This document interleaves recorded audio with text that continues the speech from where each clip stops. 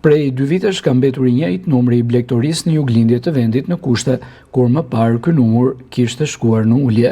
E gjitha kjo, sipas blegtorëve, ka ardhur për shkak të mbështetjes së Ministrisë së Linjës gjatë viteve të fundit.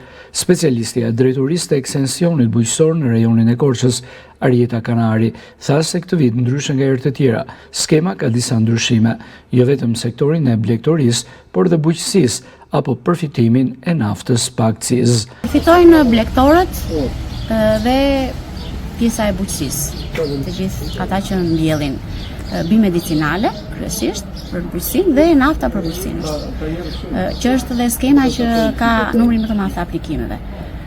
Fermerët po vinë po interesohen për të plotësuar dokumentacionin. Një risi e këtij viti për skemën e naftës është dokument shtesë për të gjitha dokumentat e pronësisë dhe për aktin e marrjes së tokës së pronësisë dhe për certifikatet e pronësisë, kërkohet skicat e secilës parcelë që janë mbi një dynym, që do të jepen nga njësitë administrative.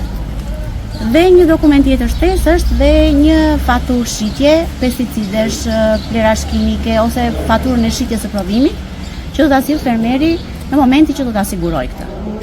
Jo, toka është aty, mjafton të sillet skica e parcelës dhe çdo që në rregull. Në qarkun e Korçës janë 200.000 krerë të imta, 25.000 gjedhë si dhe 40.000 familje blete.